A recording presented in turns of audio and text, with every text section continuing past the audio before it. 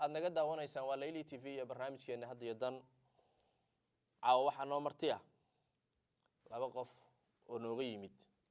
magaalo aad uga fog labada magaalo ee mataanaha ah Minneapolis iyo St. Paul magaaladaas oo la yiraahdo Kansas State-kaas waxay nooga yimaadeen state-kaas oo loogu magac daray Kansas City magaalada Kansas magaaladaas waxay Twin Cities u jirtaa 7 saacadood oo gaari ah labada qof oo boqoshada noogu yimid waxay kala yihiin Axmed Cabdullaahi Tarabi oo loo yaqaan Fakad iyo Maamino Guuleed Maxamed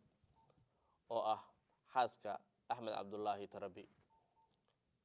imaanshaha ay nagu soo booqdeen Layli TV iyo barnaamijkeena hadda iyo dan wuxuu daba joogaa barnaamij 22 June ka baxay Layli TV kaasoo ay dibane Faadumo Aadan Yusuf taani waraysi ay ku siisay Layli TV barnaamijkaas waxa ay kamid ahaayeen Axmed Cabdullaahi Tarabi oo loo yaqaan Fakad iyo Maamino Guuleed Maxamed dadkii lagu eedeeyay dhibabkii meesha ka dhacay waxaan leeyahay ku soo dhawaada Layli TV iyo barnaamijkeena hadda iyo dan bismillaahir rahmaanir rahiim alxamdulillahi rabbil aalamiin wasalaatu wasalaamu calaa sayyidina Muhammad wa ala alihi muslim assalaamu calaykum waraxmatullaahi wabarakaatuh Layli TV aad iyo aad baa mahadsantihiin sida sharafta leh aad noo soo dhaweysiin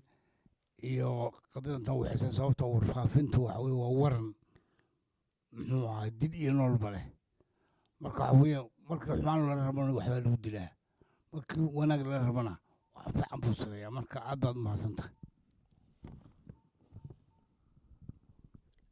السلام عليكم ورحمة الله وبركاته آدي أدب وحنا وفرحسنا هاي ليلي تي في إن أنا إنفايت جريسين ونقعد عطسي عن الدين صدرنا نقاق بشين بعد ما مركي عنو داوني عشلة دي فعد ما آدم تاني نقعد دوبتي حبشة هاي دي أنا وحنا وإيديني سي عرمي شرة تاسو أنو قوان سنة إن أنو شواب تدين عيجا كسوة بندقنو أنو أمد دقيسين يسا أما داونا يسا عشلة داس ay tan garab dhigaan oo kambeer marka ayagu dadweynuhu sameeyaan oo kala arkaan sababtay tahay xaqiiqda iyo waxa aan kale mataqaana garab gala way kala cadahay sida daraadeed mar labaad iyo mar saddexaad baan idin mahal celinayna anaga oo idin leh bahda Layli TV iyo adiga oo ah wardheere aad iyo aad baad u mahadsantahay waan ku mahad celinaynaa assalaamu calaykum sidoo kale idin mahad celinayna ma sha Allah timaadeen waxaan ku bilaabi doonaa hadoo alla idmo Axmed Cabdullaahi Tarabi oo ku magac dheer Fakad Cabdullaahi Faadumo Aadan waxay idinku eedeysay qoyskiina in guri ay 43 sano ay lahaayeen reer Yuusuf Aadan in aad ku haysataan Faadumo gurigaas oo ay sheegtay guriga iyadoo ay ku dhalatay inuu ahaa sidoo kale Faadumo waxyaabo badan oo idinku eedeysay waxa kamid ahaa in loo adeegsaday awoodo dawladeed in dhiba badan loo geystay adiga marka hadoo alla idmo waxaan ku weydiin doonaa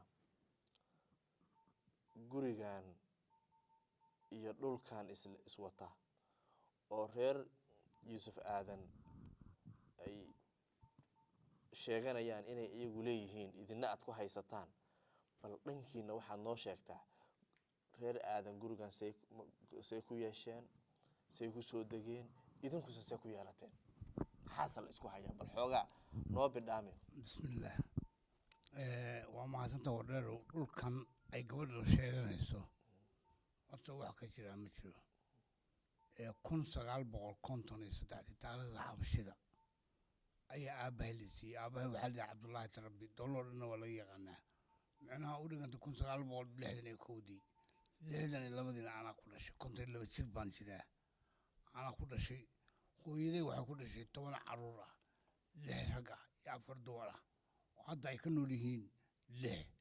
gabadhii noogu yaray caruurta oo tobnaad waxaa joogta Antaanta Jawaal Cabdullaahi Bari Antaanta joogta marka wax ka sheemay sababtoo ah waxaan tusi karaa warqadii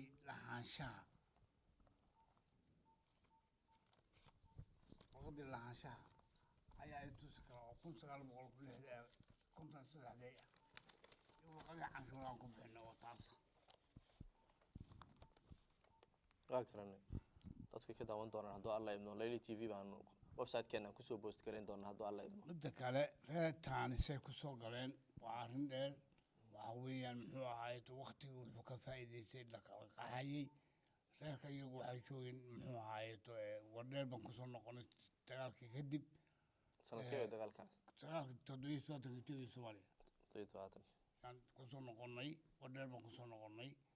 waxaa noogu soo noqotay xabshidii iyo war Soomaaliya markay naga baxday xabshidii waa noogu soo noqotay marka xabshida soo noqotay ninka aabaheed wuxuu noqday muxuu ahayd kuwa jiirka tusa xabshida jaasuusiinta ah anu reer kuma ogeyn gabadhan uu dhalay ee hadda meeshan ku dhashay walbaal bay ku dhalatay gabadhaas oo aabe hooyadii furay waan ku aqaanay reerna ma lihin aqoonna ma lihin qur-aan baan isla dhigin jirnay markii hore tuulo joog buu ahaa tuuladuu ka soo baxay xabshida buu gacan siiyey xabshida way dilacsiiyeen waxaa la keenay qabaleega gurigan ku yaallo afraad ayaa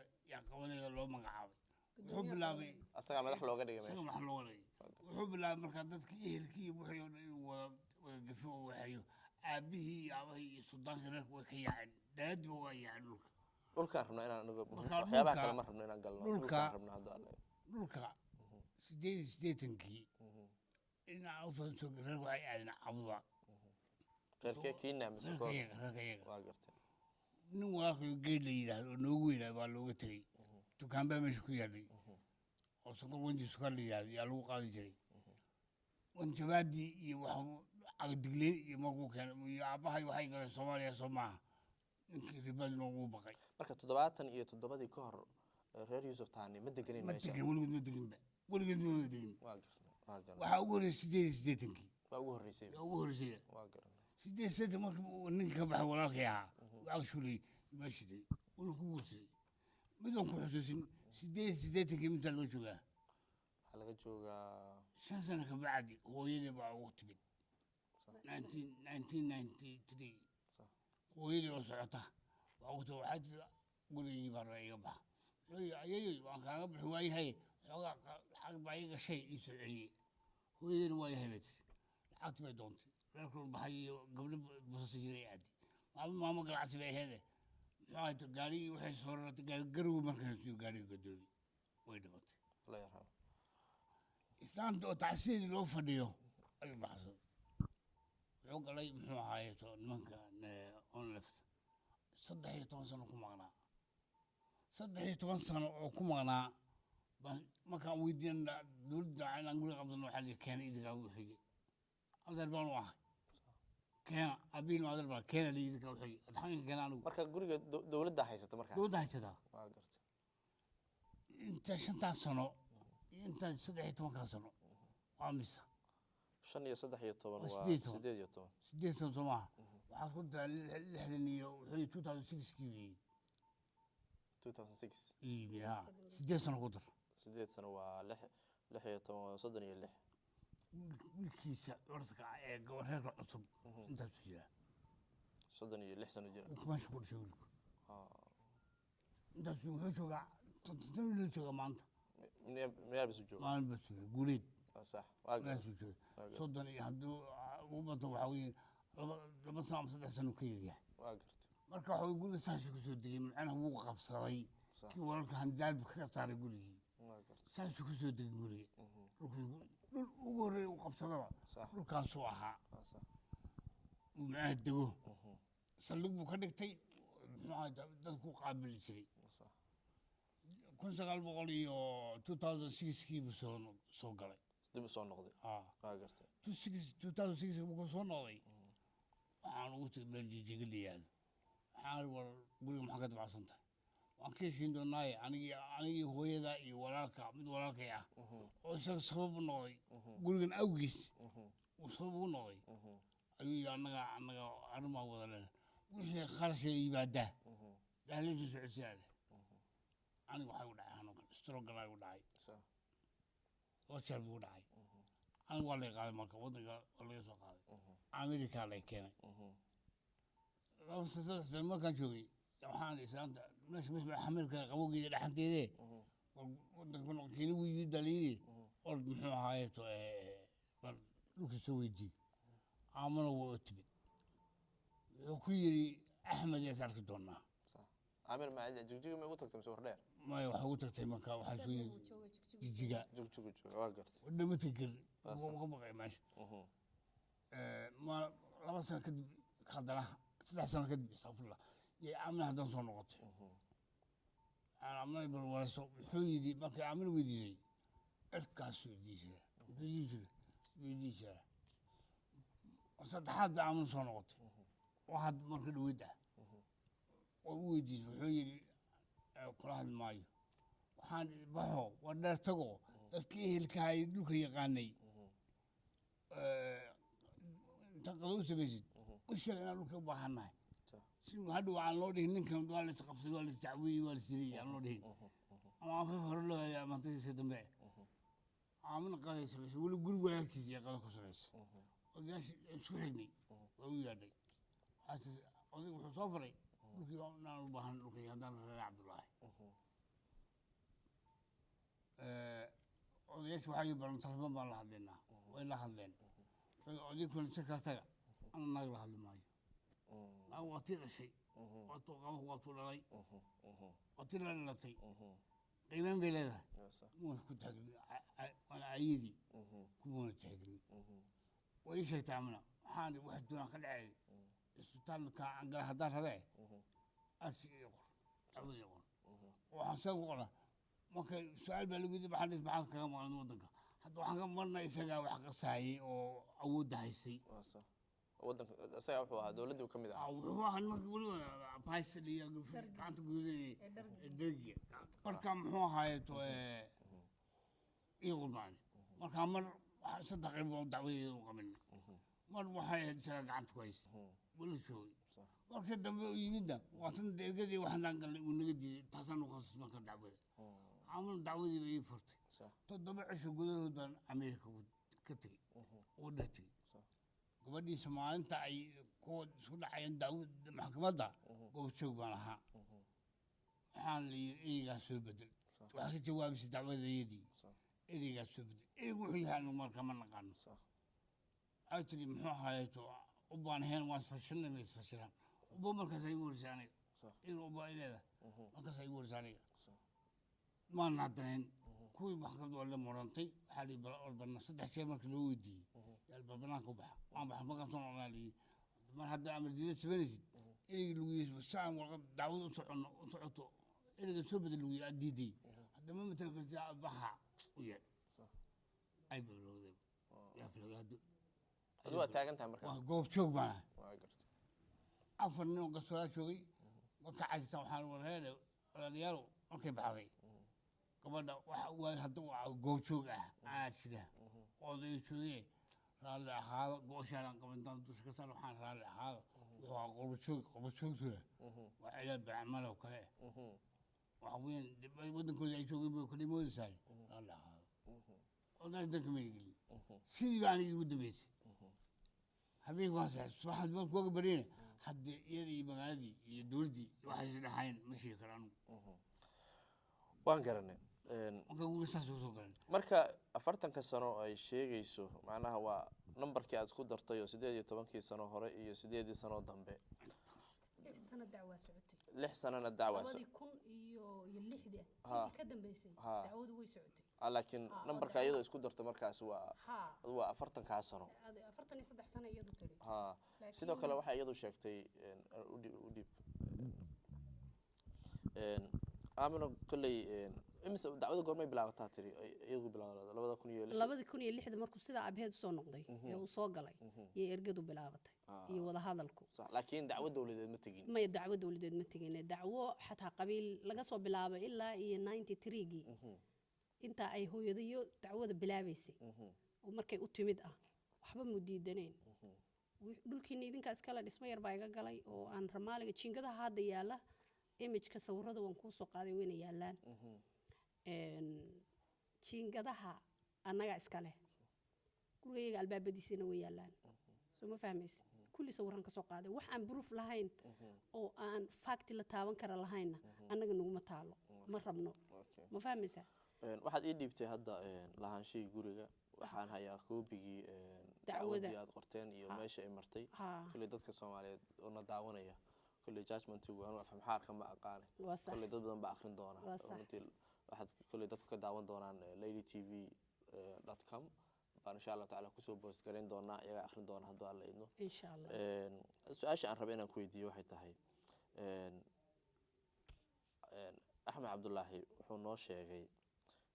guriga inuu mataqaana ii sheegay aabihiis lahaa in mataqaana waktigii la kala cararay marxaladihii uu soo maray nooga sheekeeyey aamino adaa dacwadda furay ها odagaaduu ku xil saartay gabadhuna waxay sheegatay dil in dil lagu sameeyey sheegatay waxay sheegatay in mataqaana dhib loo geystay waxay sheegatay in ay 40 sano mataqaana gurigan lahaayeen waxyaabo badan bay sheegtay marka adigu intee wax la eg baa waxaad wax yar kooban iga siisaa markuu odaygu ku wakiishay marxalad sidee abaad martay بسم الله الرحمن الرحيم horta xaqiiq markaan kuu sheego sida uu odaygu kuu sheegay odaygu isagaa isoo amray ugu yidhi dacwada fur صح magaciisaana lagu furay magacaan aniga leeyahay laguma furin صح dacwadana waad arkaysaa axmed cabdulaahi tarabi baa ku qoran soo waxaad fahmaysid ma صح gurigana isagaa mulkiyadiisa le anigu waan ahay qaraabada xaaskiisii waan ahay laakiin reer cabdulaahi tarbi oo weliba ba aamina ah ee guriga iskale soo ma fahmaysid reer cabdulaahi tarbiga kalena way joogeen ujeedada marka iyada ahayd ay uga hadli waayeen waxay ahayd aadan wuxuu u tusahayay in gurigan bah leedahay صح bahdii lahaydoon imaaninna uuna bahdan kale dhiskaas garaynaynin صح qoladani tol jacayl iyo ma garanaysaa family ahaan iyo waxyaalo badan oo jira iyagoo danaynaya baa waxaa la go'aamiyey in lala sugo bahdayadii odaygii reerka u weynaa isagaa amarka ii bixiyey isagaa yiri fur dacwada dacwada markaad maxkamadda geysanayso waxyaalo badan oo 7 jeer baa laygu celiyay aniga صح 7 jeer yaa mar walba laygu celiyay oo leelaha ereygaad bedel kaa kale soo bedel kaa kale sidaa yeel dhib kama arkaynin sababtiita wax sharciga in la waafajiyo baa loo baahan yahay صح dacwadii markii aan qoray aan geeyey lay celceliyey aan intaa mid walba wax ka saxayay finalkii ugu dambeeyey waa layga qabtay intayna iyadu imanin abeed waa loo yeedhay dacwaa ku taal baa layidhi waxaan sugayey 15 beri iyadaa timid iyada dacwada soo qoraalay kasoo jawaab maalintaa dacwada way isku diideen dacwadii u horreysay oo keensatay bayna ahayd haddaad meel focus ka saarayso ood self defense galaysana dee waa inaad flexible noqoto soo ma fahmaysid ma aha inaad anaa amiir ahoo adalkayaga mandatory maraykan dibad baan ka imid dee nimanku inkastoo afrika joogo sharciga wadankiisa iyo wuxuu ku soconayaa ma garanaysaa wadanka bolisiga ugu degan buu isagu raacayaa wax danahoo ka raacsano ma jirto dibad haddaad ka timid waa inuu raaco sharciga wadankiisa u degan bedel buu yidhi way diiday 3 jeer bay nimanku ku celiyeen waanu wada fadhinay aniga iyo odayga meel baanu ka safnayn iyaduna sidoo kale kursiga u fadhiday garsoorayaasha afartuuna way wada fadhiyeen bedel baa la yidhi ma bedeliyay tir 3 jeer bay choice ku celiyeen markii ugu dambeysay baa waxaana la yidhi wada baxa waanu baxnay waxaa lagu yidhi dacwadu way kaa xidhantay aabaha ha yimaado 4 jeer oo ka dambeysay iyada maalinta ay laga reebay dacwada iyo aabaheed loo yeedhay ma imaanin ma imaan waaye markii ugu dambeysay aakhirka ugu dambeysay oo dadweynihii isaga family iyo relative iyo friend gaarka ahaa dadka ay lahaayeen u yeedheen buu yimid wuxuu yidhi dacwaha la ii furo dacwo laguma furayaa la yidhi waxa weeyaan dood baad leedahay barta ay dacwadu taagan tahay kala qabso marka iyada dacwada la qabsa la leeyahay annaga waxaana la yidhi warqadan waana laga qaaday waxaa kale oo na la yidhi waxaad keentaan dad markhaati ah intaa waxaa dheer magaalada war dheer shacabkii deganaa si faalanteer iyaga maxkamadda ku tegay qof walba gurigan dhismuhu ninku leeyahay dhulkana reerkaasaa iska lahaa dad badan oo markhaatiga bixiyaa jira rag 5 nin oo familigii hoose oo reerka iyaga ah oo iyada adeeradeeda yaa nin walba ikhtiyaar ku tegay kitaab jaamaca munazala gacanta loo saaray arrintaa run maya been inaad ka sheegi iyada oo nin walba wixii uu ku hadlay qoraal ana faylka dacwaday ku jirtaa aabaheed markuu yimid ee uu isagu doodii la qabsaday saddex jeer buu markhaati furay mar wuxuu yidhi cabdulaahi tarbi baan ku idhi dhulkii anaa degay ii cafi su-aal waxaa soo gashay ah waa goorma 86 cabdulaahi tarbi wuxuu dhintay 85 ma noolayn marka labaad wuxuu yidhi qol 4 mitir iyo 3 mitir 5 mitir wuxuu ahaa aan garanayn iyo geed talaala baa ugu yaalay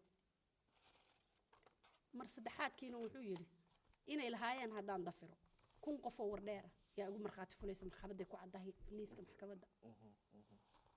soo ma fahmaysa markii markhaatiga yimaado markii lahaanshihi lahayo markii qiraalkii yimaado uu qofku ku qirto ma ku eedayn kartaa qofkaasi gar eexa inuu galay su'aal aan ayada weydiiyo waan rabaa inaan weydiiyo waxaa jirta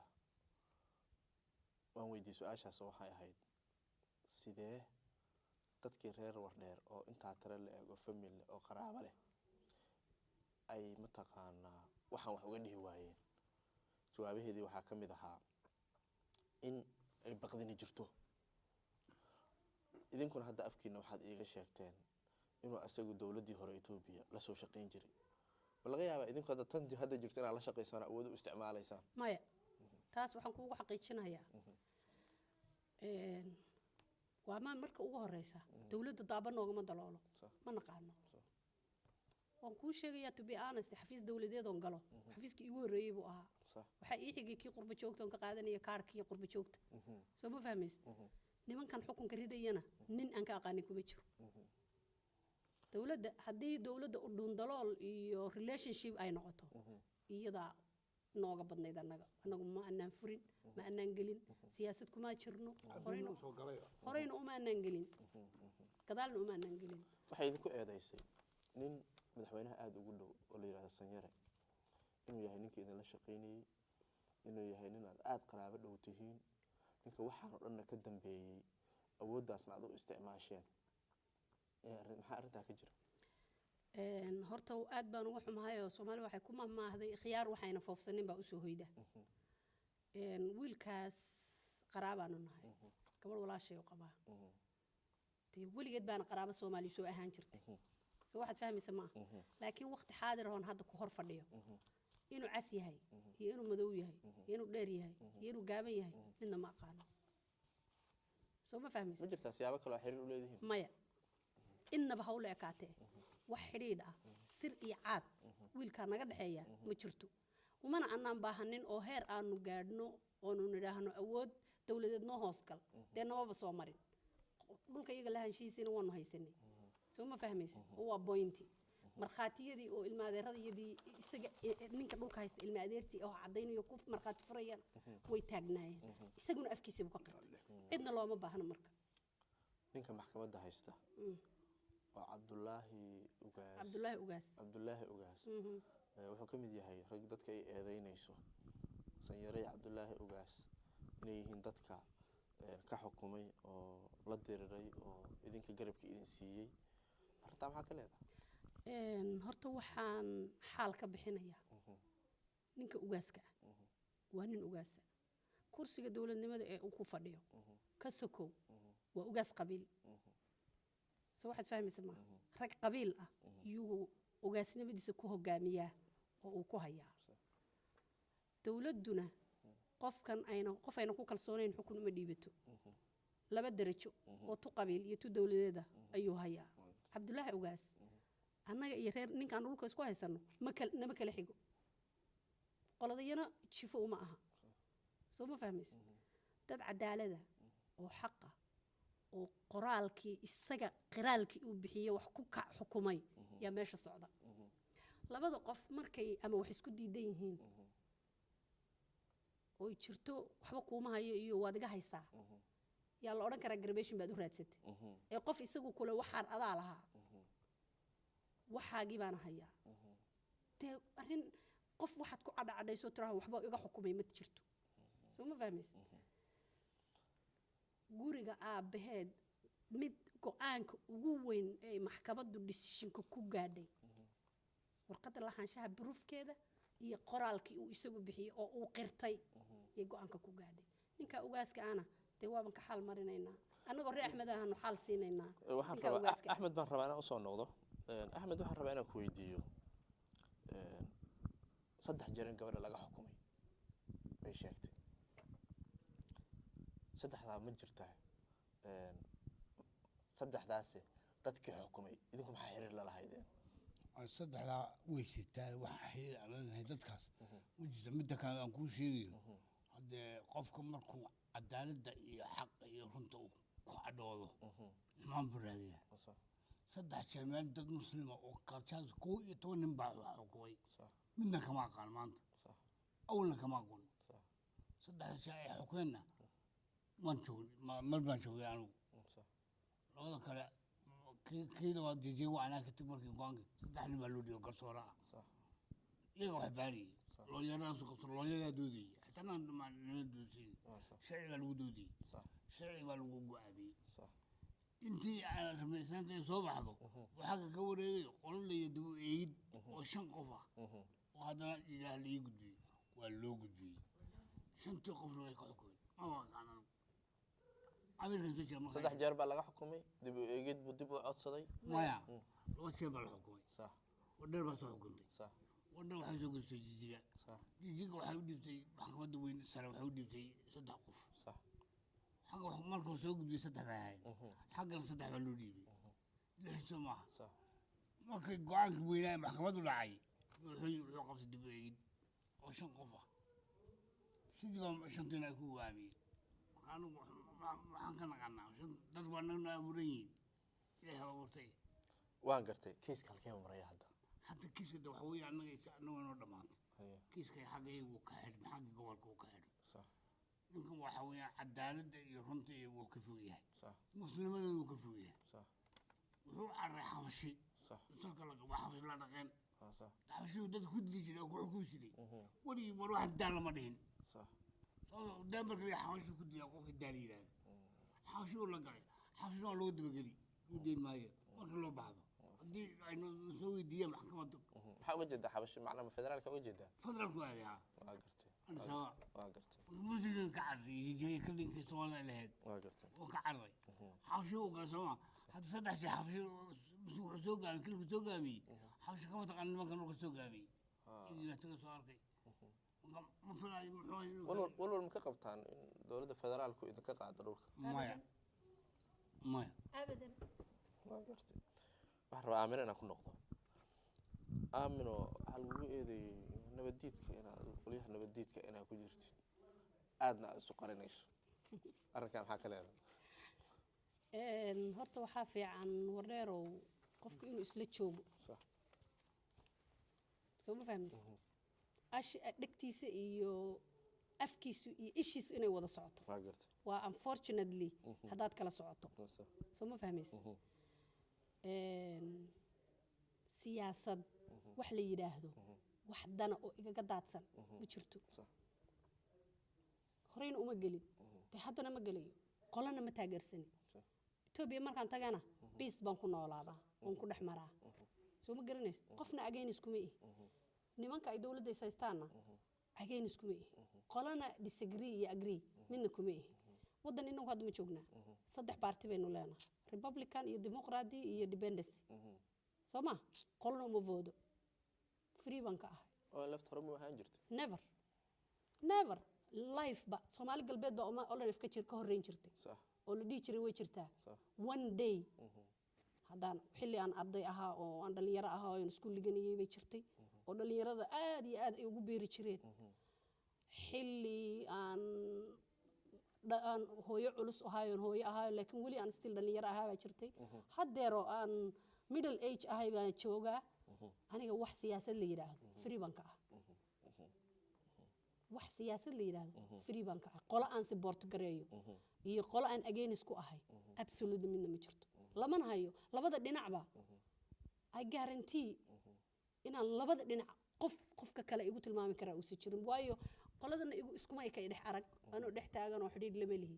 qoladana iskuma ay kay dhex arag oo xidhiidh lama lihi oo anoo dhex taagan oo xidhiidh la laho sir iyo caad midna ula socda ma jirto labada qolo midna oo ka madax bannaan amin maxaa uga gaabsatay inaad labada midna taageerto labada ma waxaad u arag cadaalad darrada u arag maya waxaan uga gaabsaday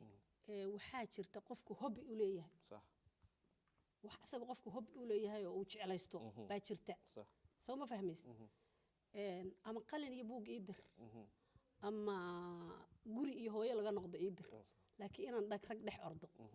oon ka dhex laaqiyo intaan qaato makarafoon sir iyo ma garanaysaa diinta islaamkuna sideeda bannaan qofka macal codkeeda ayaa cawro ah marka saasaad uga gaabsatay inaan dhex ka gaabsado oon ama dhex ordo anoo sodoha ma fahmaysaa carruurtaydii baa carruura leh carruurtaydii baa waaweyn inaan aniga carruurtaydu ay ama tv iga arkaan ama ay anoo meele taagan iga arkaan embarrassment bay ilmahayga ku tahay sax haddaan ka gudubno barnaamijkii dhulka waxaad tagteen labadiinaba deegaankii Wardheer deegaanka Wardheer nin walba qof walba taag walba ka keenaa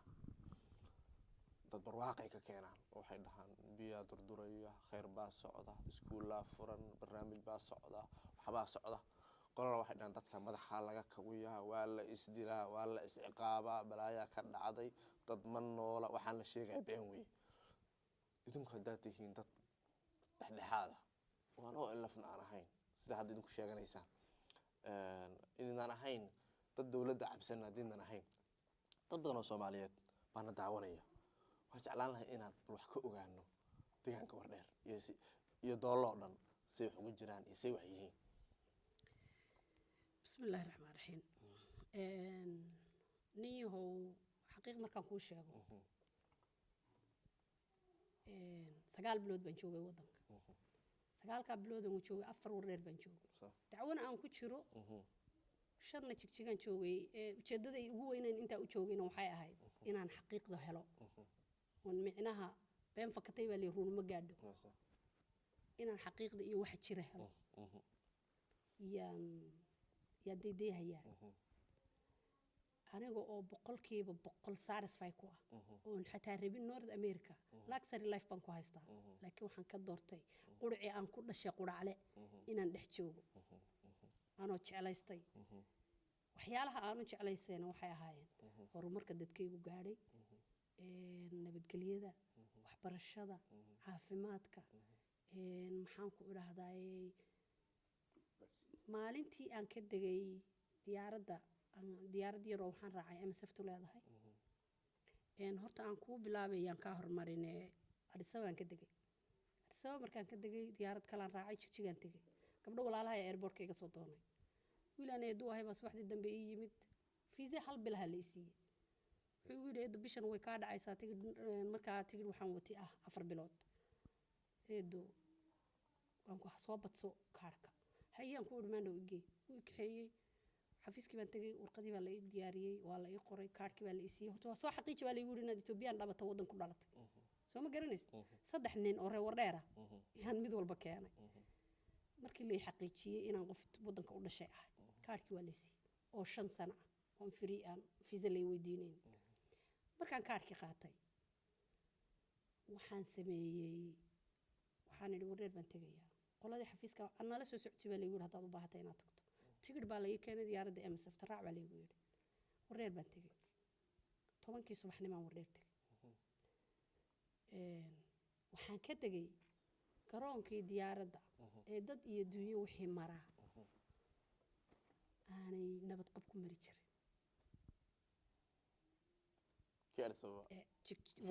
Wardheer yaan ka degay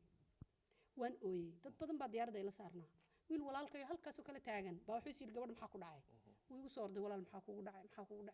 waxaan ku ooyayaa waxaan xasuustay hees ay dhihi jirtay Xalimo Khalif Magool Allahu raxmade guushiya barwaaqada gugayga igu simayo kama geeriyoonin inaan garoonkii dadka lagu garaaci jiray maanta diyaaradda iga soo dejiso oo i keento ilaahay baa ii kasay airportkii xeradii airportkaas ku yaalay wadadaasina brigade xeradii ugu weyneyd ee ciidamada technicalka Wardheer bay ahayd isbitaal weyn oo ilaa iyo 40-50 qol oo la seexanayo oo medicine kilo oo surgical kilo x-ray kilo oo emergency kilo la yaa laga dhisay saasaan u fiiriyay waxa wali yiri xeradii walaalkii baa daraaf gareynayay wuu kaxeeyay wuxuu igeeyay xeradii kale ee magaalada iyadana geeska midna waxay kaga taalay dhinaca waqooyi midna waxay kaga taalay dhinaca koonfureed midna magaalada bartankeeda ku taala saddexda xero Wardheer tii koonfureed waqooyi buu igeeyay iyadoo dedegan yahay oo geedihii iyo dhulkii war walaalo halkan miyaan xeradii ahayn militariga haa waan ka soo noqday tii kala nimid in yar oo dhinaca waxaa ka degan booliis waa Soomaali booliiska jooga waa Soomaali inteeda kale xeradu waa ono way banaan tahay dadweynaha loo diyaarinaya qofkii dhisan karayo oo shopping center in